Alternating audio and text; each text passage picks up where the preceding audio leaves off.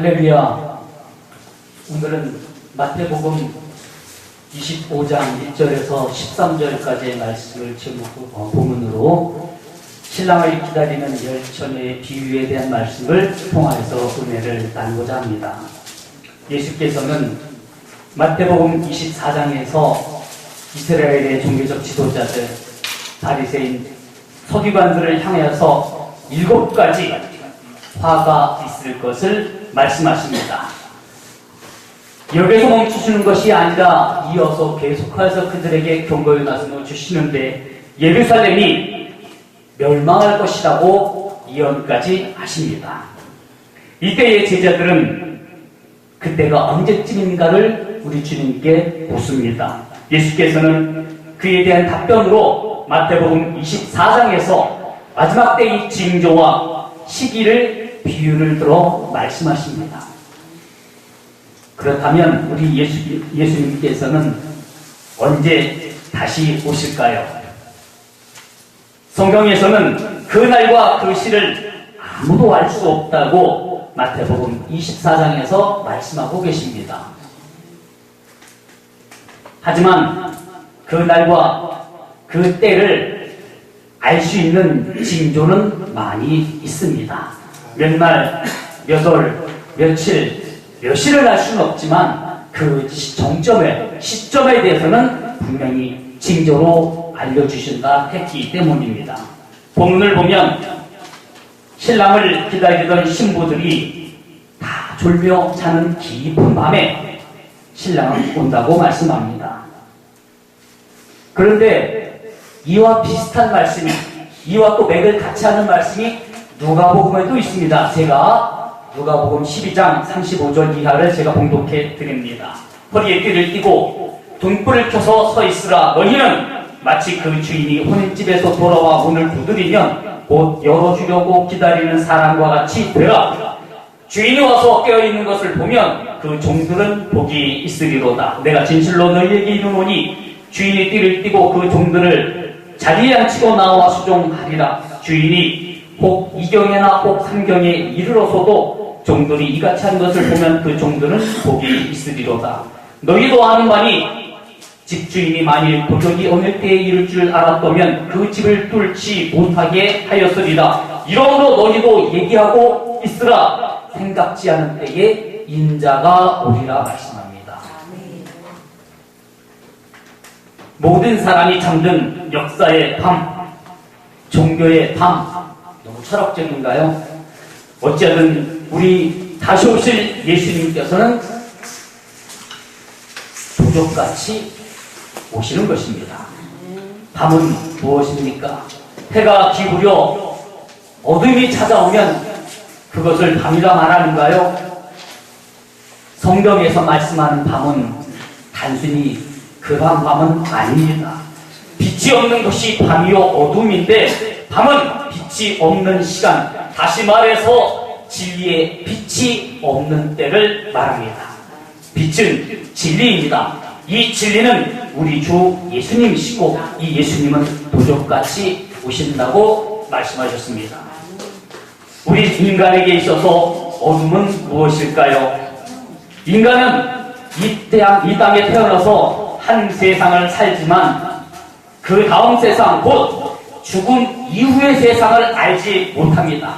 그러므로 결국은 현생에 제한된 삶을 살고 있고 현생에 갇혀 사는 격이 되는 것입니다. 다시 말해서 예수 없는 인생은 출구가 없는 폐쇄된 방 안에 갇혀 사는 것과 다를 바 없다는 사실입니다. 그런데 성경에서는 우리 예수님을 빛이라 말씀합니다. 예수님께서는 사람이 죽은 후에 부활할 수 있고 그 부활하여 영생할 수 있는 길이 있다고 우리에게 누차 알려주셨고, 그래도 믿지 않으니까 어떻게 합니까? 본인이 직접 십자가 지시고 죽으시고 부활하셔서 증거로 친히 보여주셨습니다. 예수님의 사도들은 물질, 축복, 사업, 득조, 만사형통을 전한 것이 아니라 너희가 십자가에 못 박은 예수를 하나님은 주와 그리스도가 듣게 하셨다. 그래야 제자들도 또한 예수님의 부활을 증거했다는 사실을 우리는 기억해야 합니다. 먼저와 나중을 알아야 합니다. 예수의 부활이 내 마음에 믿어진 후에 하나님으로부터 복을 구할 때에 그때 임하는 복이 내게 참인 것이지, 내 안에 예수 부활 생명이 없는 상태에서 아무리 세상적인 물질적 부여가 온다 한들 결국은 예수를 떠나기 때문입니다. 부활의 주체는 예수 그리스도이십니다. 그러므로 예수께서 길이요 진리며 생명이 되시는 것입니다. 오늘날을 살펴보십시오. 이 세상의 빛이 곧 예수에 대한 소식이 얼마만큼 전해져 있나요? 교회 안에서 예수님의 이름을 부르지만 부활하신 예수님에 대해서는 얼마나 가르치던가요?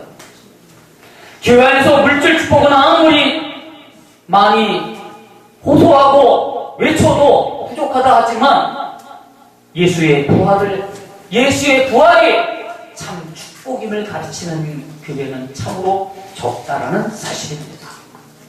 종교생활하는 사람은 많습니다. 그러나 진리를 궁구하며 하나님 말씀을 준행하고자 하는 성도의 삶을 사는 사람은 찾아보기 힘들다 이 말입니다. 예수 그리스도는 빛이십니다.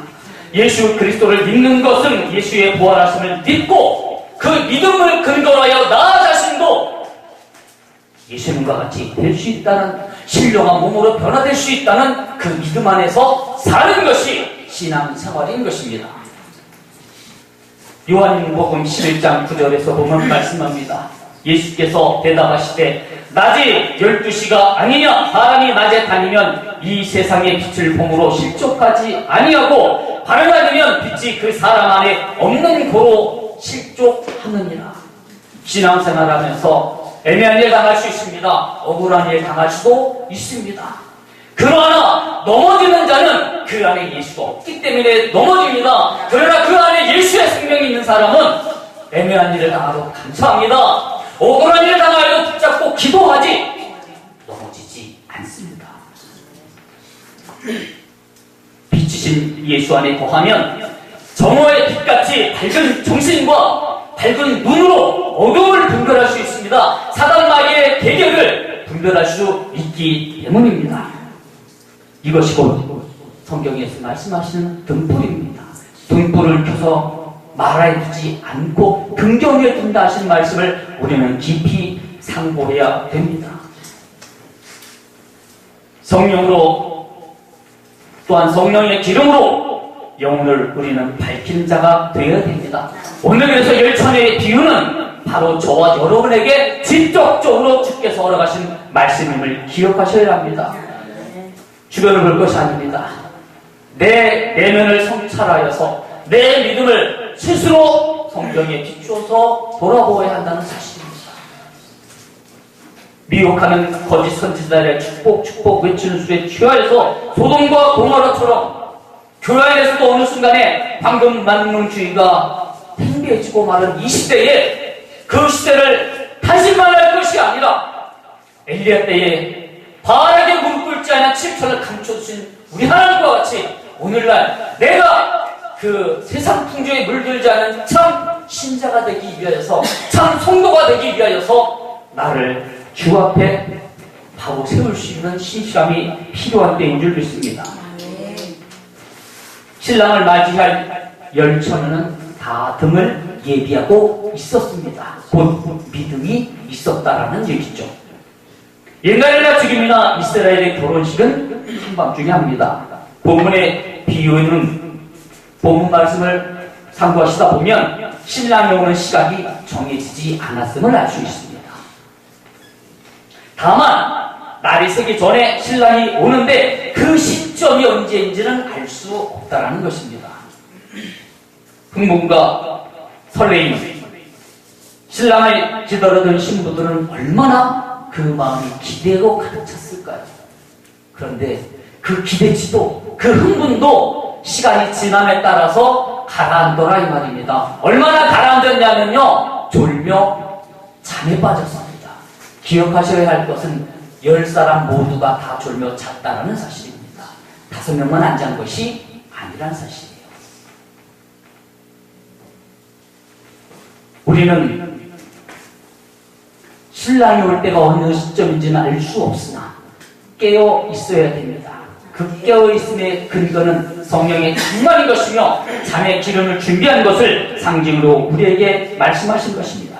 다섯 신부는 등과 함께 기름을 준비했습니다. 이 지혜가 오늘날 살아가는 우리에게는 반드시 필요한 것인 줄 믿습니다. 등불은 우리의 영혼입니다. 기름이 있어야 우리의 영혼을 밝혀줄 수 있듯이 우리 안에 성령의 충만이 없으면 우리의 영혼이 빛을 낼 수 없다는 사실입니다. 우리가 빛이 아니면 세상이 어떻게 비출 수 있으며 하나님의 사람의 증거를 나타내 볼 수 있겠습니까? 기름은 성령을 비유한 말씀이지요.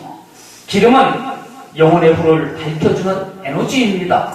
성령은 우리 영혼이 무엇을 하며 무엇을 해야 할지, 오가며 앉아야 할지를, 일어서야 할지를 알려주시는 참 스승이기 때문입니다. 아멘. 이 성령의 기름을 태워서 우리를 밝히고 우리가 그리스도의 증인된 참 실체가 되어졌을 때에 주님께서는 그것을 성령의 열매로 말씀하신다 했습니다. 성령은 나의 내면에서 나의 영혼을 하여금 영생을 소망하게 하는데 그것은 부활에 대한 믿음의 확신인 것입니다. 10수년을 내지는 20년 이상 30년 이상 신앙생활을 하여도 성령을 받지 못하며 성령에 대해서 알지도 못하는 사람이 지금 이 시대에도 있다는 사실, 여러분 우리는 이 사실을 어떻게 인식해야 될까요? 예수께서 오셨을 때에 문이 열릴 것입니다. 그러나 한번 닫히면 그 문은 누구도 열 수가 없습니다.